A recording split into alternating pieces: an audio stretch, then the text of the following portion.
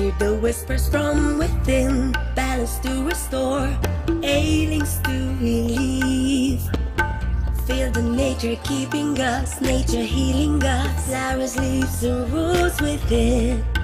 Hear the mind calming you, soothing you, love and kindness inside out. Let the herbs from middle world heal. Welcome wellness, welcome wellness. It's revealed herbs, middle world herbs.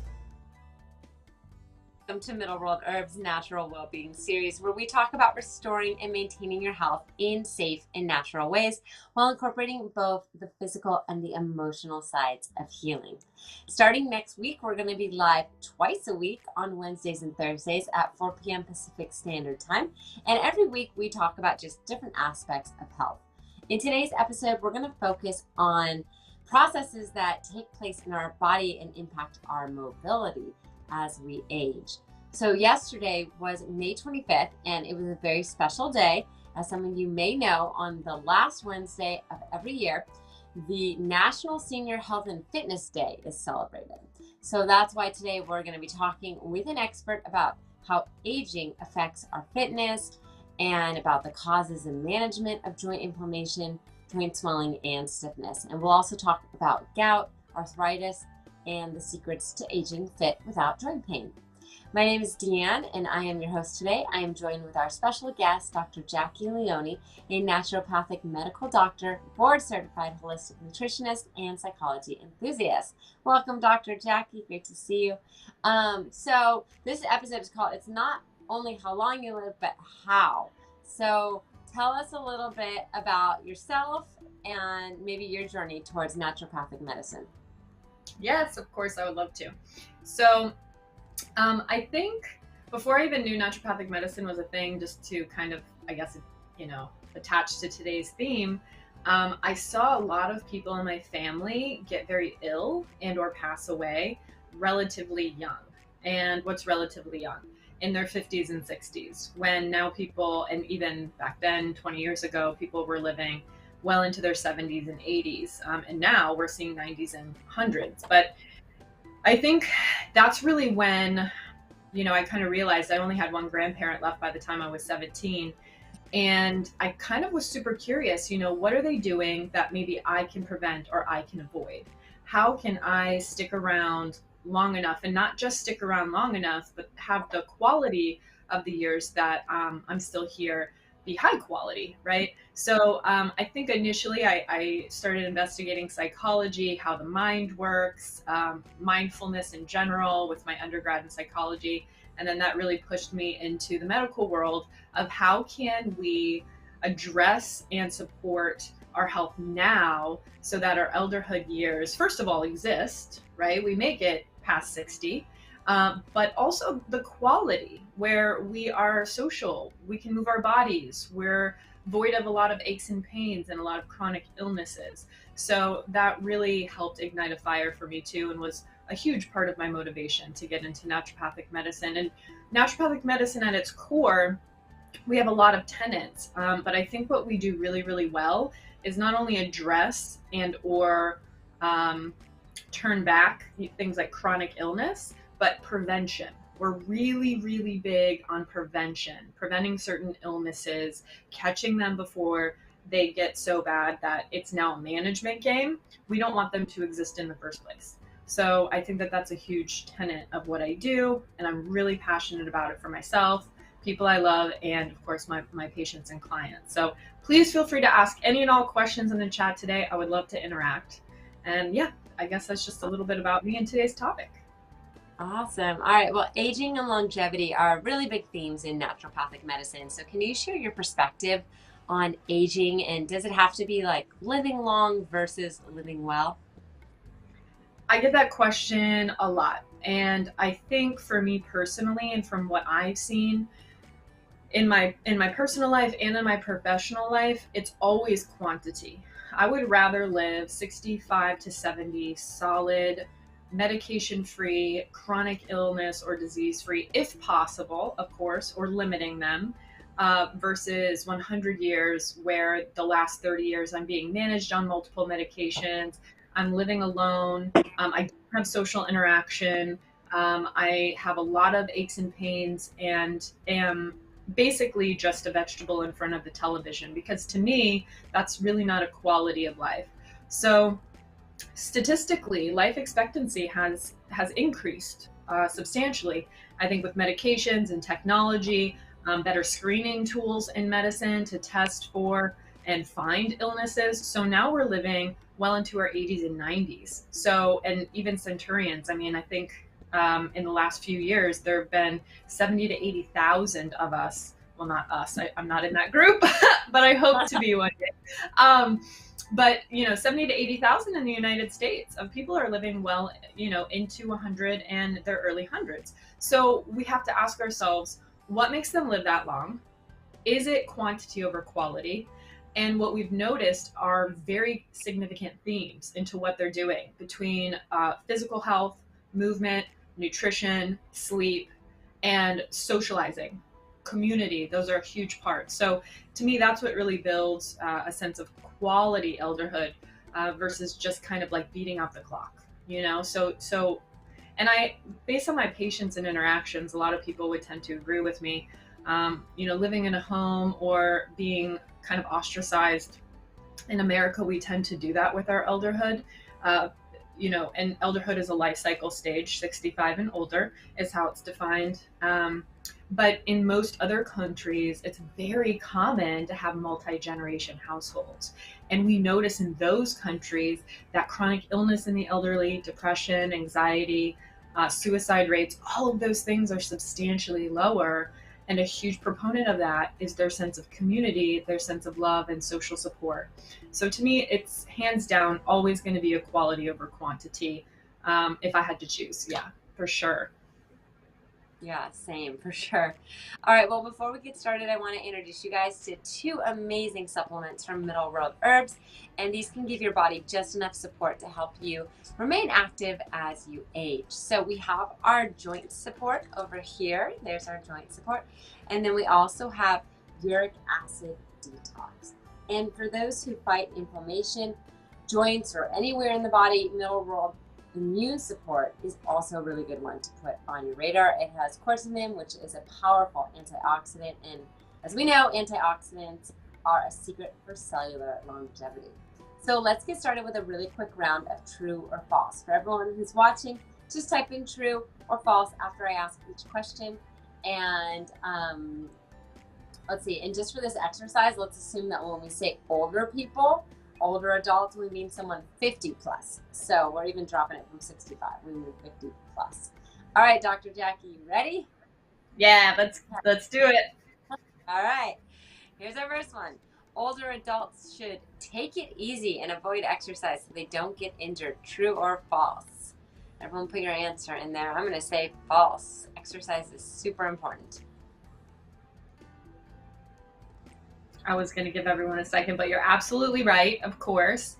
So we clearly, it doesn't apply to 100% of the group, because people who have severe osteoporosis and, slip and fall issues, Parkinson's, which is lack of muscle control usually, these are types of things where you want to do physical therapy with a trained professional to make sure it's within safety guidelines so that you're not hurting yourself and causing more harm than good. But by and large, people 50 and older, 100% should be moving their body. I mean, physical activity guidelines have shown substantially people who exercise or move their body, even gentle movement like walking, increases a lot of things. Endorphins to help pain management. It addresses depression. It can help soothe the nervous system from anxiety. It helps the body process stress hormones like adrenaline and cortisol. So it helps maintain a healthy weight, which we all know that obesity and things it's a risk factor for other issues like diabetes and heart disease, osteoarthritis in the knees and ankles and other joints. So yeah, if you can, 50 and older, focus on about 150 minutes a week, which if you break it down is 2.5 hours, right? So that's 30 minutes, 5 days a week, or two, 1 hour workouts and a 30-minute walk. if you can focus on something like that, and I would say kind of mix half and half between light aerobic exercise like walking or dancing or things like that, and then the other half strength exercise. And the reason why strength training and weightlifting and things like that are important, which we might touch on a little later, is bone density. Because that's a number one reason why elderly have frail bones and fall and can die from those types of falls, is lack of bone density. And a great way to help maintain bone density outside of nutrition is going to be weight bearing exercises, push-ups, pull-ups, squats, and then incorporating some sort of resistance or weight with bands, or even 2 to 5 pound dumbbells. So you're really doing yourself a huge service by just moving your body regularly. Parking a little bit further away at the grocery store and walking, taking the stairs instead of the elevator. These little things really do add up, and can significantly help elderhood years. So Awesome. Please move. All right. Yes. All right. So our next question is, if my family has arthritis, will I have it too? True or false? Is it one of those genetic things? I'm going to say false. It is maybe. Okay, so there are two types of arthritis, as we've talked about before. We have the osteo or bone grinding, right? And then we have rheumatoid, which is autoimmune. So the osteoarthritis is not, usually there's not a genetic proponent. It's usually wear and tear, obesity, injury, lack of movement, too much movement. It's grinding down of cartilage and protective elements within the joint, right? So that's not going to be passed down genetically. But the way the immune system works is sometimes genetic. And so what we notice with rheumatoid arthritis or the autoimmune arthritis is if you have a close relative, usually parent sibling, you're about 3 times more likely at some point in your life to develop it. But genetics aren't the only factor. It's also going to be environment, because environment can actually turn on and turn off genes.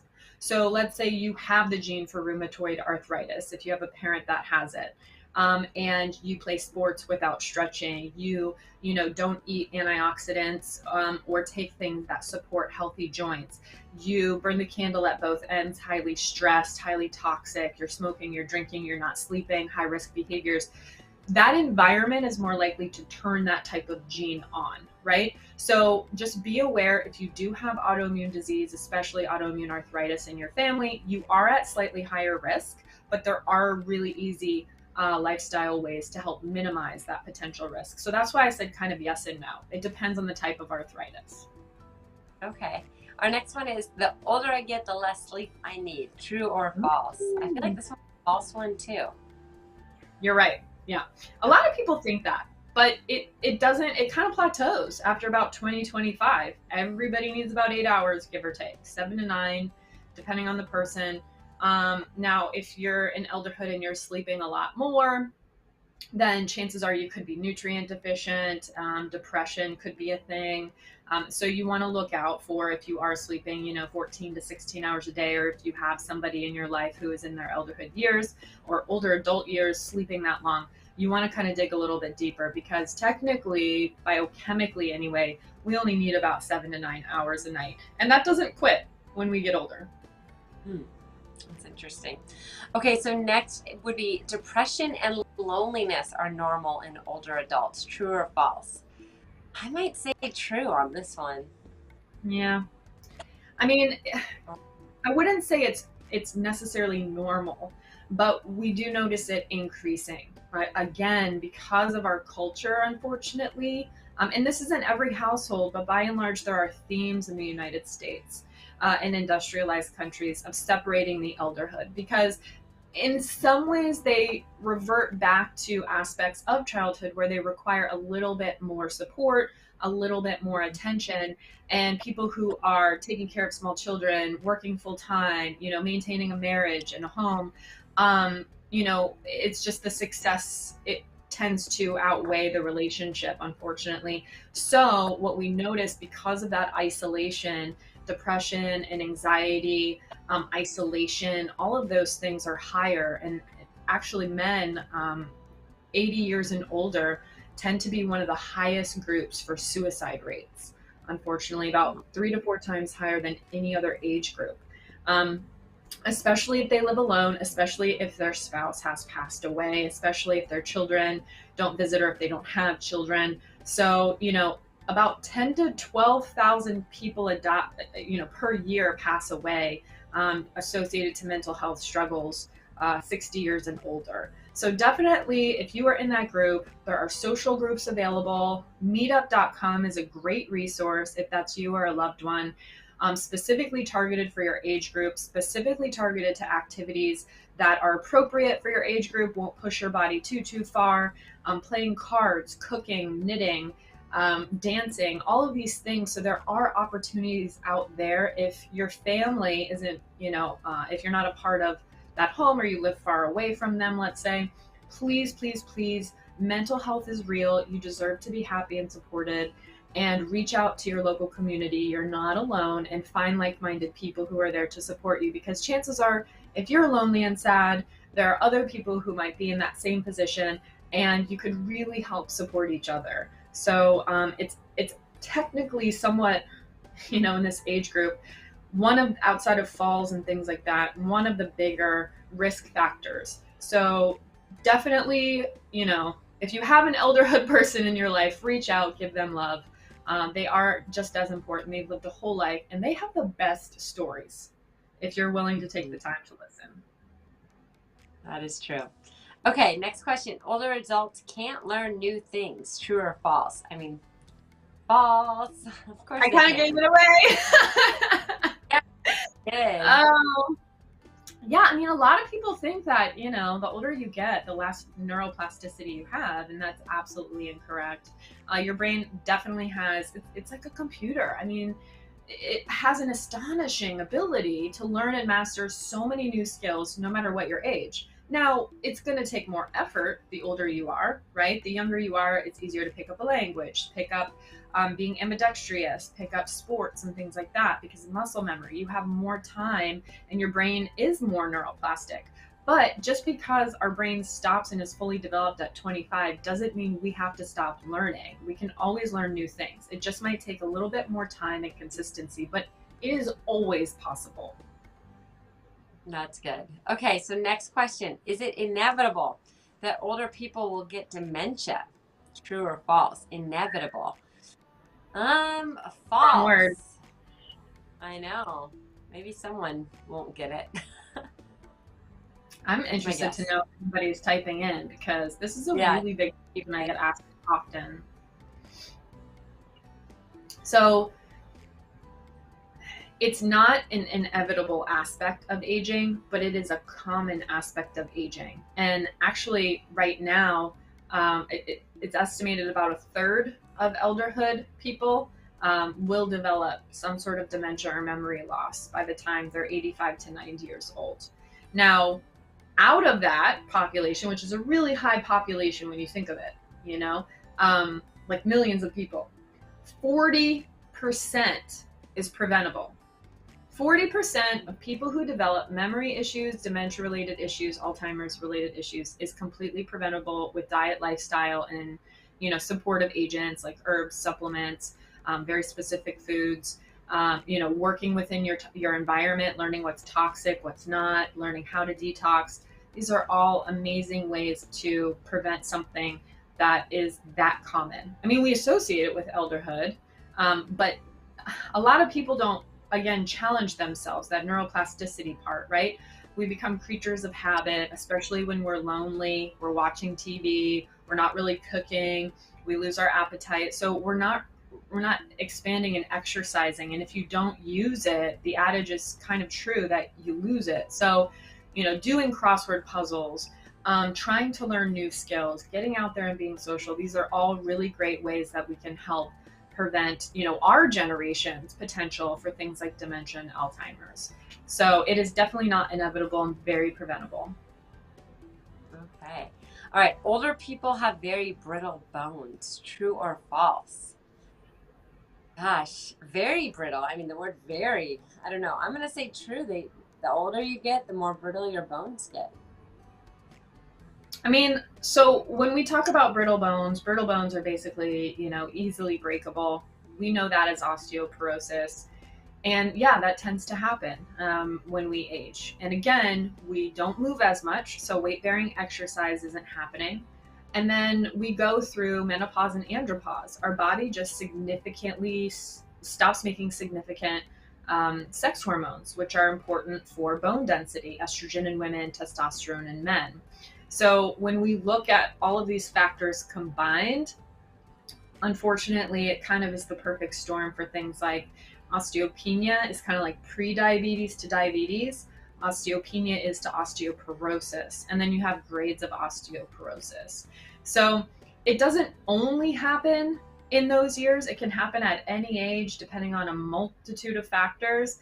But it is common because of all of those things. So about 12 to 15%, believe it or not, of people 50 and older will have brittle bones and or osteopenia-like symptoms. And it's estimated like 18 to 20%. So it increases that much by the time you're 65. So those 15 years, think about what's really happening. We're going through menopause, we're going through andropause, our body is slowing down, our enzymes are slowing down. A lot of times, we're not maintaining movement. We're not focused on exercising as much, usually because fatigue can set in, especially if you've lived a long, hard life, if you work long hours, things like that. If you've had like a lot of manual labor jobs, lack of sleep with childcare, all of these things are eventually going to catch up in that decade of life. So it is a very sensitive and very important decade to focus on bone health. So magnesium, calcium, vitamin D, vitamin K, a lot of other things like the weight bearing exercise. So it's definitely more common, but it's not strictly that population. But yeah, the risk factors definitely increase after 50. Okay, and then the next question is, only women need to worry about osteoporosis, true or false? I've never put much thought into this. I do associate it with women though. So do you mind if I ask why?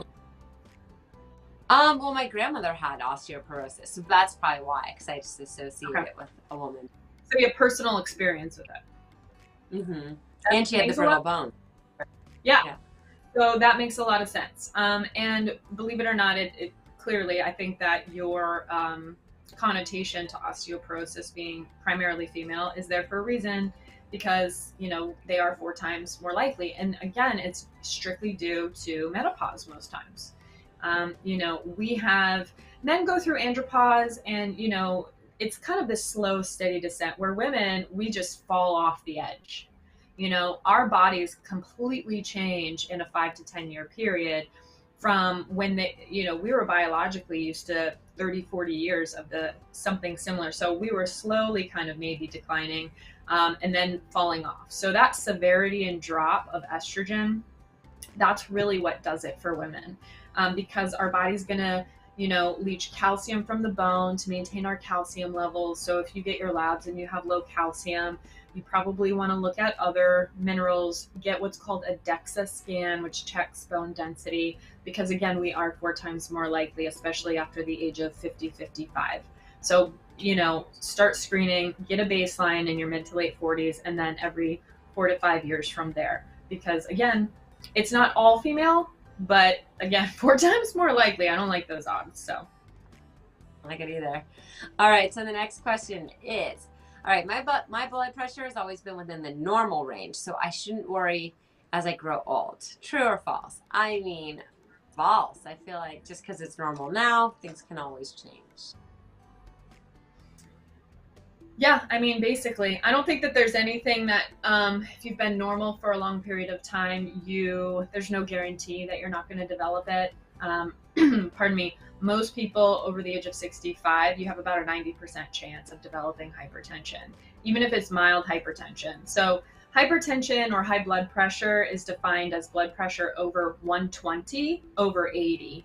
And the average blood pressure of someone 65, let's say, is usually 130 over 90, which isn't startlingly high, right? That's not,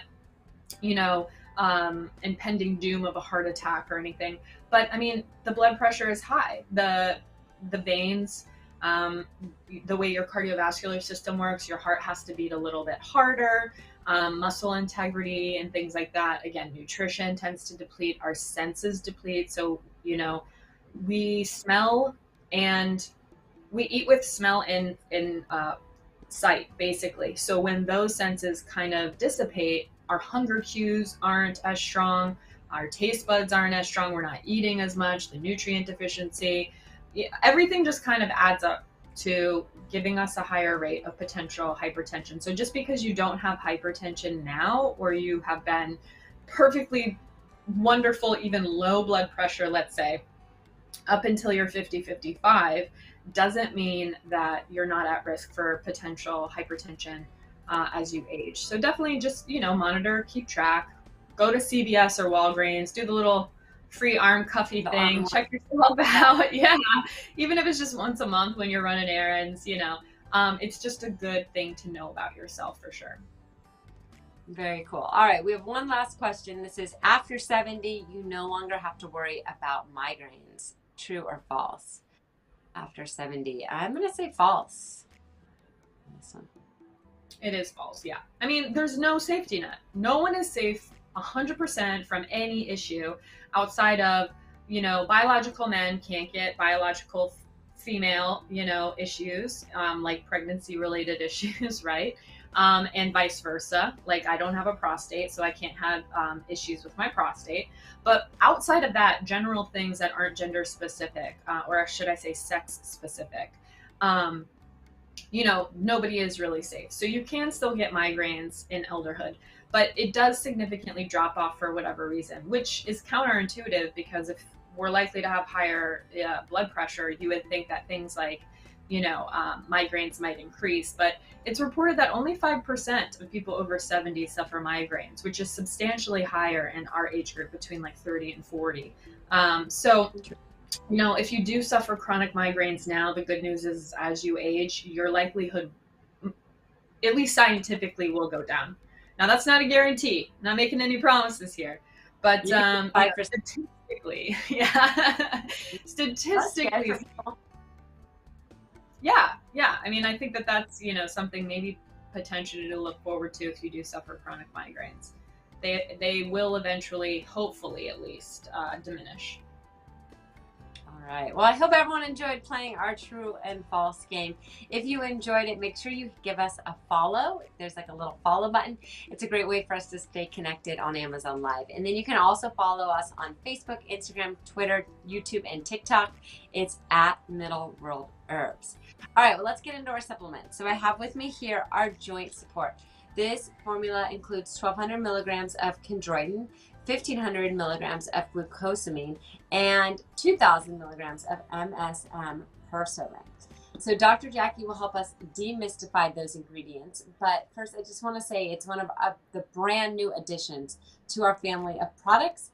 And this one landed in the Amazon store January 2022. So the bottle includes 60 veggie capsules, and the full dose is 5 capsules a day. So it's going to be a 12-day supply.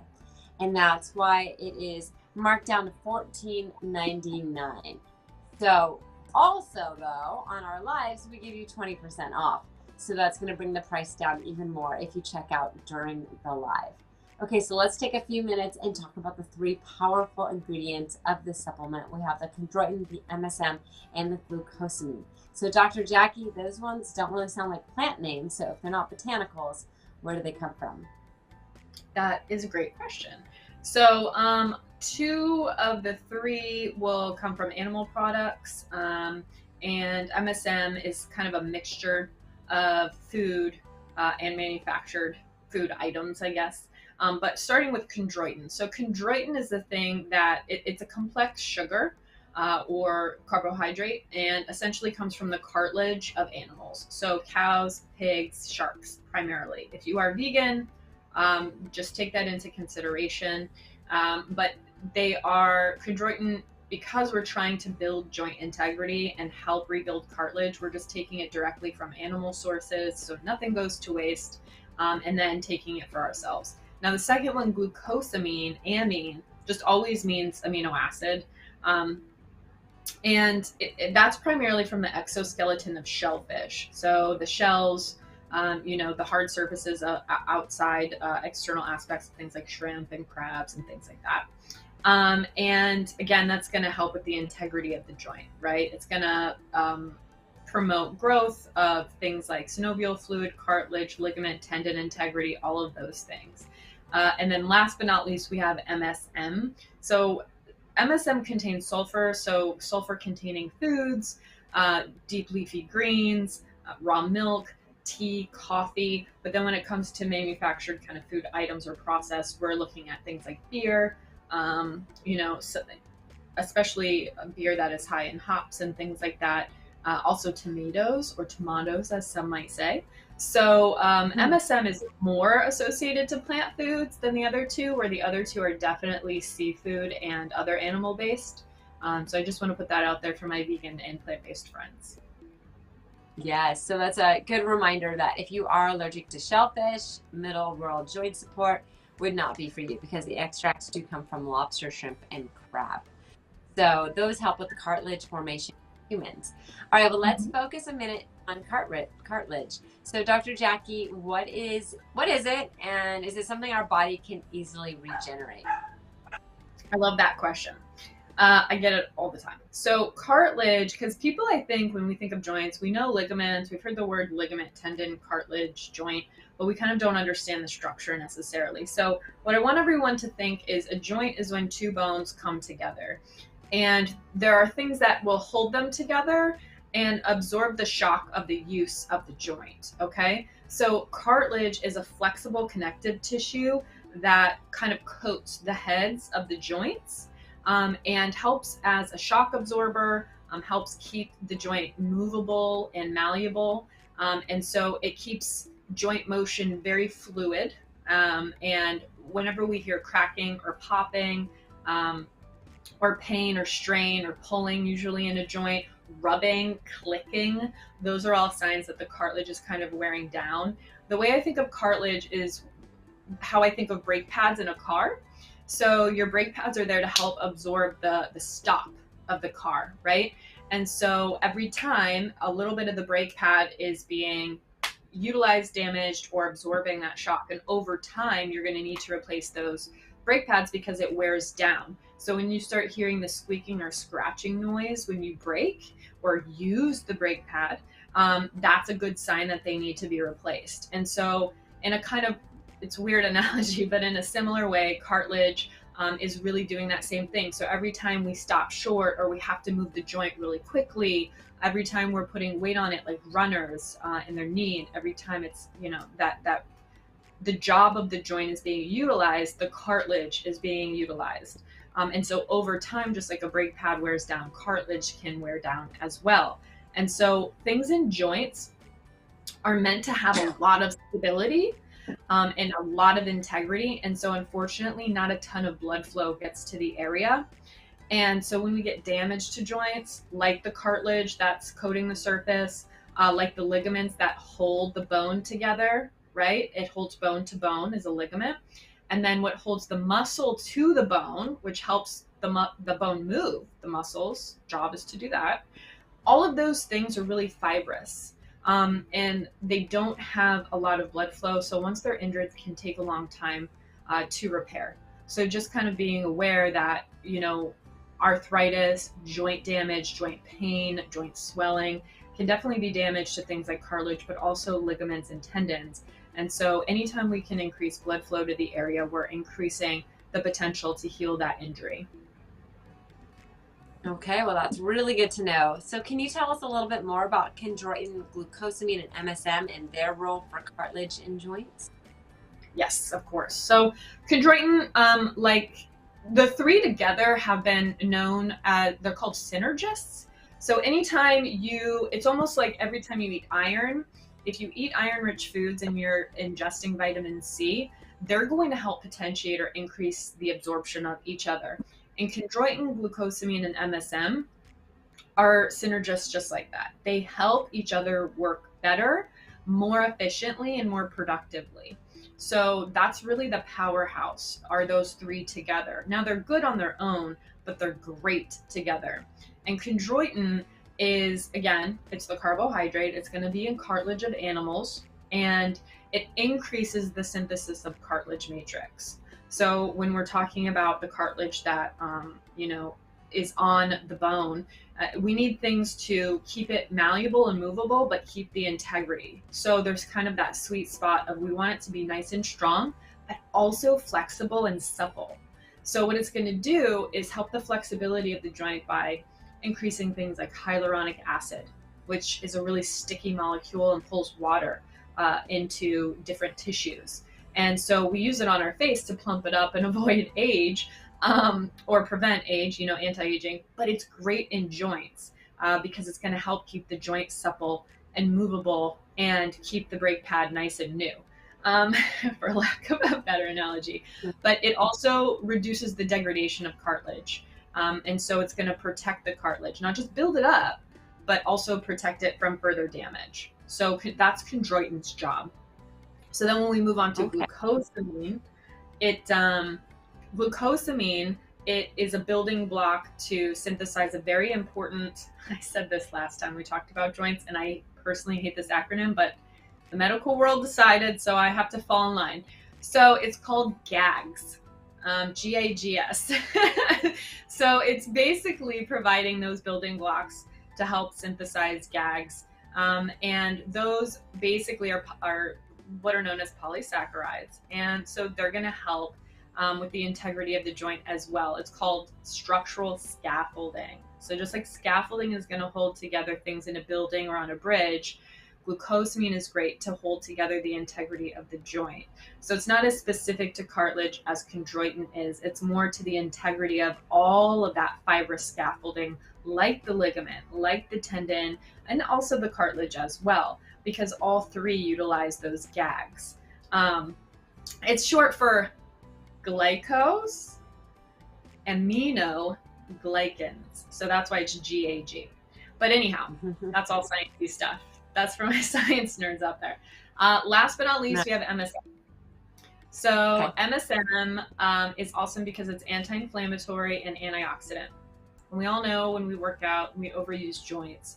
Oxidative stress, inflammation, damage. Anytime you've had kind of a hot, warm, kind of achy joint, it's usually because of inflammation. And MSM is great because it targets inflammation and oxidative stress in the joint. It also helps produce collagen and helps upregulate glucosamine, which, if we use glucosamine enough, we want other agents to support making more, right? So it's going to help increase collagen, glucosamine, help with the healthy bones, joints, where they meet, the production of immune cells to help with infection in the joint. I mean, MSM really does check a lot of boxes. And so between chondroitin with the cartilage, glucosamine with the GAGs or the scaffolding, and then the MSM with preventing the inflammation and helping support the other substances, that's why they really work together in harmony and become so much more effective when they're combined. Okay, cool. Well, we got a great question from one of our audience members. Gwen wants to know, is it true that collagen supports cartilage? And if so, is collagen powder the only way to get that? Or can we eat the gristle off of chicken bones for a fraction of the price? That's a really great question. So collagen, there are multiple kinds of collagen. There's type 1, 2, 3, so on and so forth. So different types of collagen do different things. So there's a different collagen for our joint. There's a different collagen for our skin, for our hair, or our integumentary system, hair, skin, and nails. There's a different collagen that is going to help with, the integrity of the cardiovascular system. So when we're getting collagen from animal products versus collagen that is produced in a lab in the form of a powder or a supplement, it's going to be different quality and different collagen types, right? So I think personally, if you do eat animal products, utilizing food as medicine as a naturopath and a nutritionist is always my first line of defense. But if you are overusing collagen at a rate faster than you can eat it, or if you're vegan or plant-based, then by all means, a collagen supplement with all the different types of collagen present, or as many as possible, is going to be okay.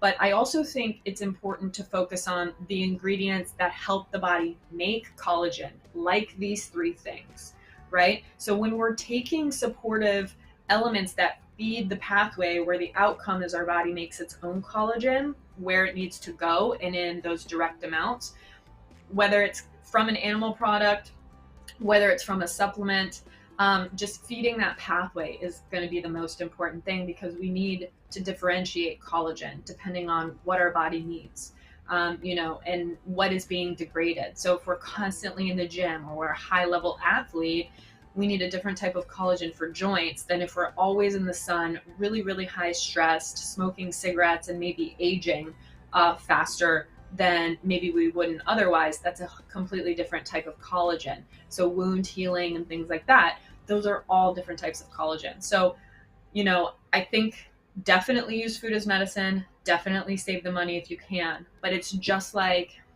a protein powder, for example. Vegans and plant-based people can sometimes have challenge is eating enough protein, and it can be easy to supplement. Or even omnivores and carnivores, maybe going back to the gym and wanting to put on muscle, they want to supplement and add a protein powder. So the combination can be pretty powerful, but definitely food. Food is always the number one place for me to start, because our biology recognizes food more than foreign substances, right? So as long as the substance that is a supplement, or whether it's collagen or chondroitin and glucosamine and MSM, as long as it's the bioavailable form and it's the form our body needs, then it's not going to do any harm. It's going to be very, very helpful. Okay, great. Okay, so Dr. Jacquie, in your practice, what kind of joint injuries are you typically seeing in older adults, and why? So, when I think of 50, I think 50 to me is not elderhood. And I know you said earlier that older adults, for the sake of today's episode, is going to be 50 and older. I just don't think of them as older adults until about 65. So 50 to 65, that population is probably going to be super similar to the 30 to 50 group, which is usually ankles, knees, shoulders, those peripheral joints that we use all the time. And then knees and ankles, just because we're putting weight, we're walking, moving, sitting, all of those things, right? Downwind. It's taking the brunt of a lot of our weight and movement.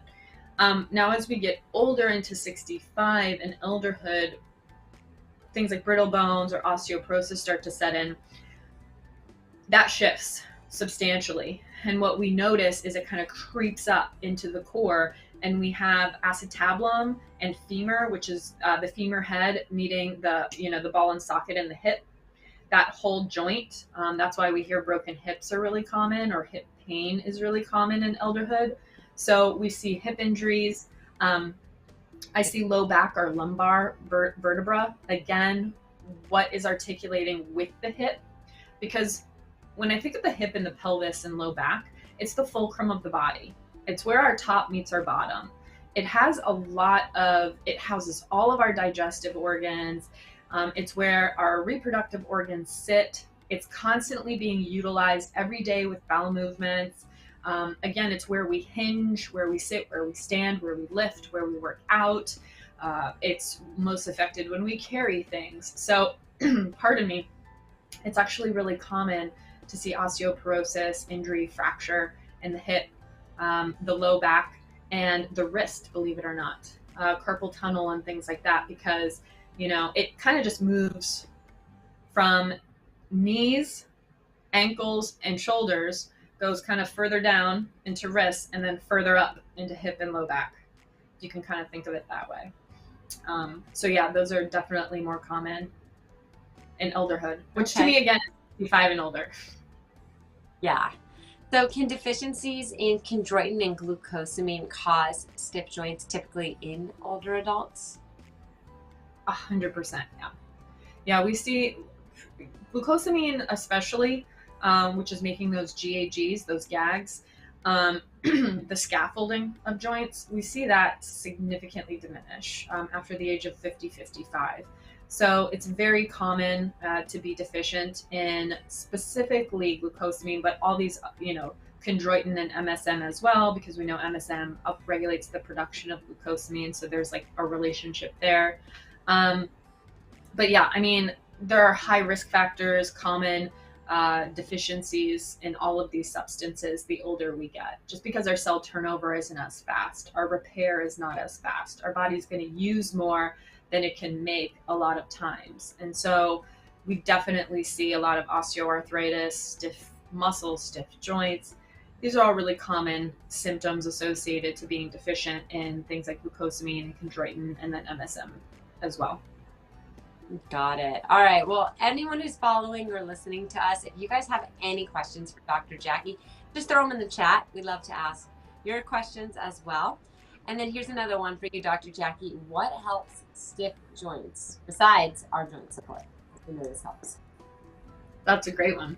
So we kind of touched on it a little bit before, where we talked about motion being lotion. Well, that was last week's episode, but motion is lotion, right? If you're moving the joint, move it or lose it is really real.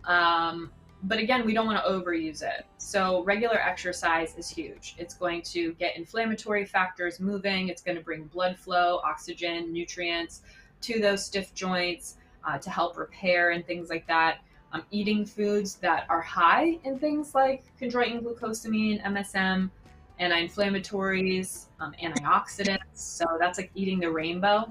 The more colors on your plate in terms of fruits and veggies and whole grains and things like that, the more medicinal the properties of that food, meaning, biochemically, the more benefits that it can offer us. So definitely eat the rainbow, definitely move the joint. And last but not least, I would say hot, cold, contrast hydrotherapy, which we've kind of talked about before, but essentially with the hot, cold thing, we're creating this pumping action in the circulation. So the hot dilates, saturates the area. Let's say you have a heating pack on your knee, right? So your knee is stiff, your knee is achy. You want to really saturate the area with new blood, oxygenated blood, nutrified blood, because all the cool stuff that's riding the wave of the highway that is the blood is going to be delivered there and start doing its job. But we can't just leave everything there, because all the good stuff is being used, and then metabolites, bad stuff, inflammatory factors are all kind of being excreted by the cells as they repair. So then how do we get that bad stuff back to things like the liver to be detoxified, back to the heart and lungs to be reoxygenated? Well, that's where we use cold, and cold or ice is going to create restriction or constrict the vessel and push all of the stuff that's been used by that nice, warm, nutrified, oxygenated blood. It's going to send it back to where it needs to go to be filtered, cleaned, oxygenated, nutrition to be added, and all that good stuff. Then we're going to introduce hot again, dilate, good stuff delivered. It's going to do its job. And then we need that cold to rush everything back. So hot, cold, hot, cold, hot, cold. Usually 3 to 5 rounds, always ending on cold. Always, always, always ending on cold. Because you don't want to just leave things saturated in the area. You want to give the body a chance to brush it back to, again, be detoxified and, reoxygenated and stuff. So that's really going to help substantially with stiff joints. I highly recommend it. Actually, this is a personal challenge to anyone who has a stiff joint. If you do contrast hydrotherapy, 3 to 5 rounds, maybe 5 hot, 5 cold, 10 hot, 10 cold, whatever your, schedule allows, do it every day for 2 weeks. And I can almost say with certainty, now, this isn't medical advice, and there's always a caveat that it may not work, because again, not everything is one size fits all. But I think you will see significant benefits. And if you don't, then, come back and let me know in the chat. But yeah, that's probably one of the most powerful home remedies that a lot of people overlook. Nice. And basically it's free. You could do that in the shower. Yeah, that's great. All right. Well, hopefully you guys have noticed that we have this cute little charm on all of our bottles. And I want to tell you guys what they are. So they're called Middle World Whispers. Each one is like a positive affirmation or a mantra. This one here says, detox your body, your mind, and your contact list. So each one's different. I think they're just like super cool, and the backstory is really neat. So our founder was on a trip to Bergama, Turkey, and she went to the ancient ruins of the Asclepian temple. And there she kind of discovered that there was this tunnel where the ancient healers would whisper positive affirmations and things to the patients as they slowly walked through the tunnel. And after visiting there, she realized like the supplement world is so focused on the positive or on the physical that no one's really focusing on emotional healing, which is what has been practiced for thousands of years. So that's why she combined the emotional healing and the physical healing, and everything gets a little whisper. So I think that's super cool. All right, well, let's talk a little bit about how our feelings of like worry, anger, grief, and those things can cause actual physical processes in our body. So since we're talking about aging today, Dr. Jacquie, is there a connection between our emotions, maybe stress and anxiety, and how we age? Yes. I mean, we're inherently our mind and our body, right? A lot of people are like, oh, there's a mind-body connection, and it's inherent, but it's also kind of like saying, you know, there's a body-body connection or a mind-mind connection, you know, like it's redundant because we are the same. Like they inevitably are the two sides of the same coin, right? You can't separate them.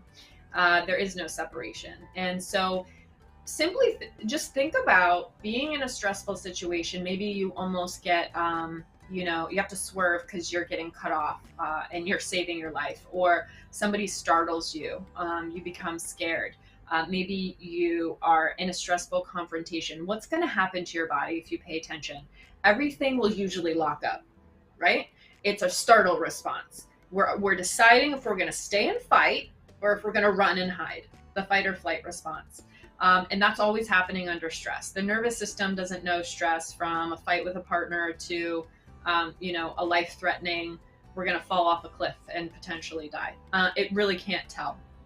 And so we can easily put ourselves in those positions simply by thinking, right? Having stressful memories, having stressful dreams, you know, stressful thoughts, focusing or over-focusing on stressful thoughts. Our body will physically tighten up and we will hold tension in our body. And so whenever muscles and joints become tight and stiff, then we're restricting them to the point of no blood flow to the area. Again, no nutrition, no oxygen. They're achy, they're painful. Anybody who has neck or shoulder pain up here from working on the computer all day and going like this, you know, any type of mechanical muscle movement we're doing over and over again, that is all adding to that.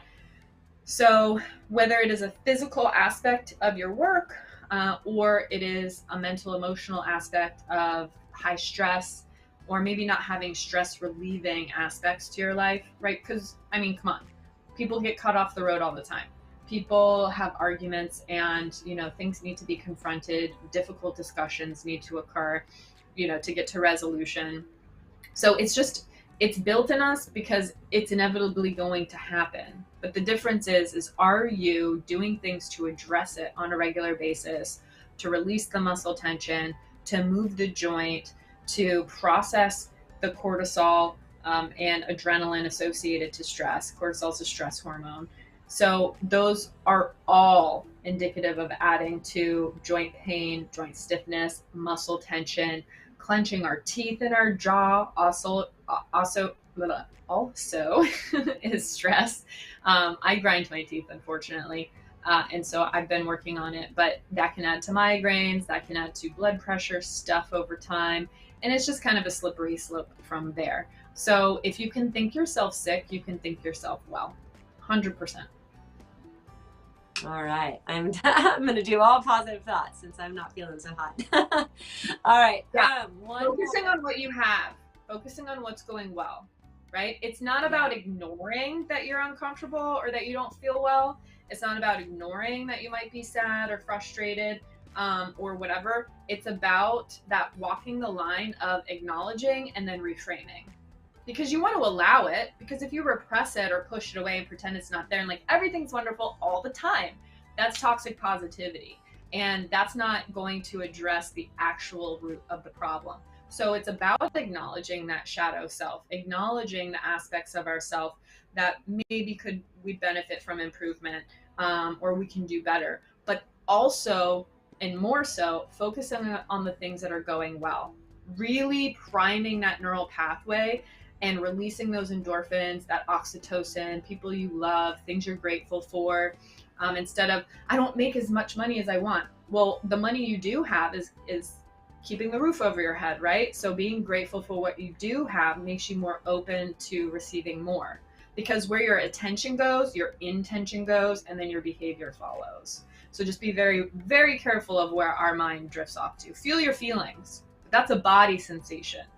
If you're creating a body sensation because of a thought, that's called self-induced harm, and that is using your imagination for bad. So why not use our imagination for good? Yes, totally. All right. Well, we have about 15 minutes left, and I have one more incredible supplement to share. So this is our Middle World Uric Acid with Tart, Cherry, and Pomegranate, and it's actually our best seller. So in addition to Tart, Cherry, and Pomegranate, you also have a bunch of other herbs in it. There's celery seed extract, green coffee extract, milk thistle, cranberry, yucca extract, devil's claw, and turmeric. It is 60 veggie capsules, and your suggested dose on this one is 2 daily. And you can pick this one up for $16.99, but during our live, we give you 20% off. So scoop that up. And Dr. Jacquie, it may seem unlikely that we're going to talk about uric acid when we're talking about aging. So when should we start thinking about uric acid levels and why? Uric acid is important because it causes gout or gouty arthritis, which is another form of arthritis that affects the joints. And gout is usually associated to the buildup of uric acid, and the supplement clearly addresses too much uric acid, right? So uric acid is actually kind of high in people who develop gout, like for about a decade before we actually have the diagnosis of gout. And gout tends to be diagnosed between like 40 and 60, sometimes as young as 30, but usually 40 to 60. So if you get a diagnosis of gout at 40, you probably had high uric acid levels at 25, 30. So it's, to me personally, as a physician and a believer in early screening, it's never really too early to check or at least get a baseline of your uric acid levels. So if you're in your 30s or 40s and you don't have any signs of gout or joint issues, I still definitely urge you for early screening purposes to get your uric acid levels checked, because then you'll at least have a baseline.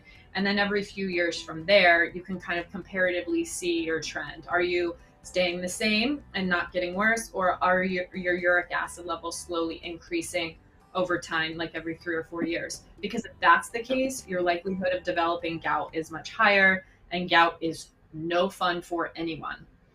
So, you know, it's, in my opinion, it's never too early to get screened.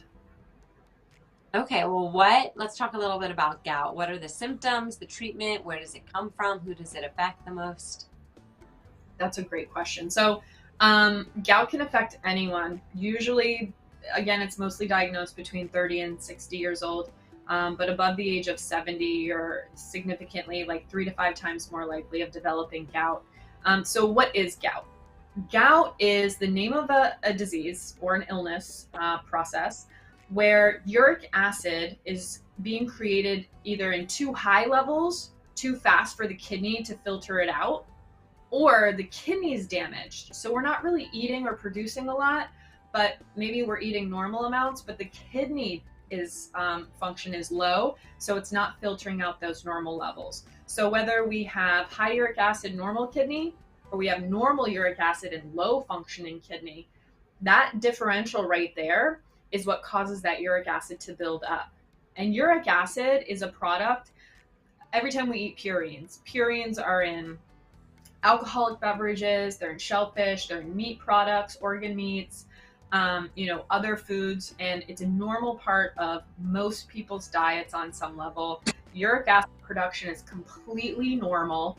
But again, what happens is if the kidney can't keep up, for either overeating those purines, making too much uric acid, or we have kidney damage or kidney issues, the uric acid has to go somewhere. So where does it go? It likes to form these really jagged, kind of painful crystals, and it loves to hide in joints, primarily the big toe, the phalange joints, carpals, metacarpals, usually peripheral joints, fingers and toes, but sometimes you can get them in your knee, you can get almost any joint. There's really no joint that's safe from gout. But essentially that's what it is. So if that's what gout is too much uric acid in the joint, then logic says that we just have to get rid of and or minimize the uric acid development and or support healthy kidney filtration of uric acid. So to address it, the traditional or conventional medical model usually will put people on medication to either help the kidneys filter the uric acid faster, lower the amount of uric acid production in the body. But in my world of naturopathy and naturopathic medicine is I want to focus on starving the pathway by maybe removing purines from the diet for a period of time, give the body a break, right? Support the kidney and allow it to break down, the uric acid so that it can be brought out of the body. And so the herbs in the uric acid supplement, for example, are a great way. Either eating those foods or taking them in supplement form are a great way to help the kidney, support the kidney to break down uric acid and then prevent the body from making high levels of uric acid. So those are the three things. Just don't eat a lot of purines, support the kidney, and address the uric acid formation with healthy substances. All right, well, as we wrap up, let's do what's called herb speed dating. So I'm going to say a name of an herb is in the uric acid detox, and you just come up with the first three words that come to your mind when you hear the herb. So here we go, and you guys play as well. All right, so the first one is turmeric. Yellow, delicious, everything. It just helps with everything. Antioxidant, anti-inflammatory, every system, joint, cardiovascular, brain. I mean, it really is a one-size-fits-all for most people. Nice. Pomegranate. Vitamin C, antioxidant, anti-inflammatory. Devil's claw. Arthritis, joint pain, cardiovascular system. Chanca pedra. Diuretic, makes you pee. Immune support, anti-inflammatory. Again, a lot of these are anti-inflammatory, which is great. That's good. Celery seed extract.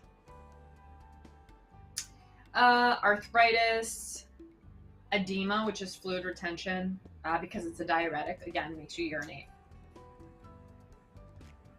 Okay, and then cranberry. UTI, normal blood pressure, immune system. All right, tart cherry. Gout. That number one, gout lowers cholesterol, bad cholesterol, LDL. I know this is more than 3 words, but I'm thinking, so my brain thinks of 3 conditions, not 3 words. So, so 3 words is hard, but 3 conditions: gout, lowers bad cholesterol, high in antioxidants. All right, perfect. Oh, thank you for the follow too. If anyone else wants to hit the follow button, be sure to hit it. All right, next one of your favorites, milk thistle. Oh man. Liver. No. Hepatitis, cirrhosis, detox. All right, coffee bean extract. I'm sorry, green coffee bean. Okay, so green coffee, everybody, is basically the not roasted coffee, right? So it's in its raw form. Helps with weight management, blood sugar management, highly antioxidant. All right, I might be saying that right. Amla. Amla. Immune, kidney, liver. It also helps cardiovascular. I snuck in 4. Yucca. Arthritis, 100%. Anti-inflammatory, regular bowel movements. It's high in fiber.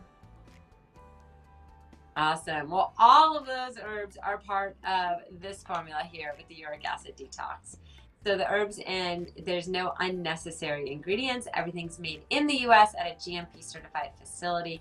And then they even get sent to third-party labs to be tested. So everything is like search for excellence, and there's batch testing for microbes, heavy metal, the identity of each herb, the strength, and everything. So we pretty much swear by our herbs, which is really, really good.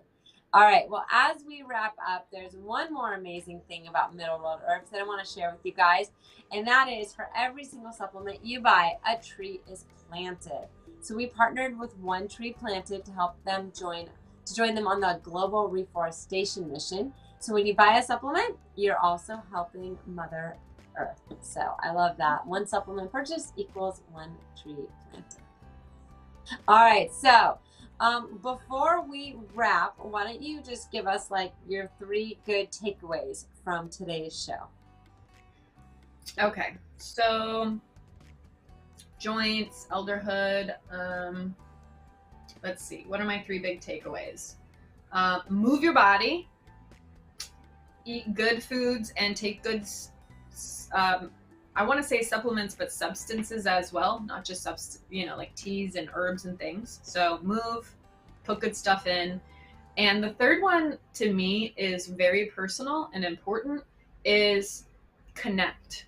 Please, please, please connect with Elderhood people as often as you can. If you don't have any in your life, grandparents or anything like that, maybe volunteer. I've volunteered at nursing homes. It really is very fulfilling. You learn a lot about history, more than a history book. So just connect. You know, they've lived long lives, and they deserve to be valued in their twilight years, you know? Might as well go out with a smile instead of in a hospital bed. So connect, please connect as much as possible. So yeah, I guess those are the 3. Yeah. Body, good substances. Yeah. Before COVID, like, so gosh, 2018 probably, I had this idea to take my little daughter, who was 1 at the time, and we bought a bunch of roses, and we went to a senior center where they lived, and she hand delivered all of them, and it was the cutest thing because they just loved on her so much, and she was, you know, so smiley and cute as just a little baby walking around handing them roses. Really felt good to go volunteer and to see how they lit up, and they would take her on their walkers and like sit her down and walk her around. It was so cute, and it wasn't even like she was their grandkid, just a total stranger. So yeah, there's actually initiatives that, you know, that's great that you did that. I think that's absolutely beautiful, and thank you for doing that. There's initiatives and studies now that are linking toddlers to elderhood and having them connect, and it's actually very, very profound, the results in terms of the increase in mental health and then development in the toddlers. So it's a really important relationship to have, I think. Also, in elderhood, people who have severe dementia, for whatever reason, children and baby dolls, they immediately know what to do, especially women who have been mothers. It's like they don't know who they are. They don't know their own family members, their own name, but they remember how to hold a baby. They remember how to change a diaper. They remember how to feed one. And so baby dolls and just children interacting and toddlers, you know, 1-year-olds, really do bring back a version of themselves that maybe previously was lost. And it's such a beautiful thing. So I'm so glad you did that. That's so great. Into if you're like allowed to do that. I feel like now the regulations are so strict with going in, but maybe not so much anymore. So, it depends on the state. It depends on the state. California's rough. You're in a really highly regulated state that takes really high safety precautions. But I know where I was in Arizona before I came to Florida. I mean, I think most people just didn't even really care. So I know that volunteering and things like that were still happening there. But yeah, it depends on where you're located. So if you're located in a place that is a little bit more flexible and fluid, definitely search, you know, if you can and you have the time to give back. Because I know that an hour for you a week will mean will add years to their potential life and improve their health drastically. It gives them something to look forward to and someone to interact with. So, you really are doing such a deep, profound service by giving your time. I love that. I'm going to look into volunteering. I'm going to. All right. I Well, know. That's it Same. for our show. Yes. Oh, I love that you do it too. That's it for our show today. So if you guys liked it, hit the follow button. Follow us on social media as well. And we'll see you guys next week. We're going to talk about energy and vitality next week. We're back on Wednesday and Thursday. So it's going to be a lot of fun. And we'll see you guys soon. Bye, everyone. Thanks, everyone. Hear the whispers from within, balance to restore, ailings to relieve. Feel the nature keeping us, nature healing us, flowers, leaves, and roots within. Hear the mind calming you, soothing you, love and kindness inside out. Let the herbs from Middle World heal. Welcome wellness, welcome wellness. It's revealed herbs, Middle World herbs.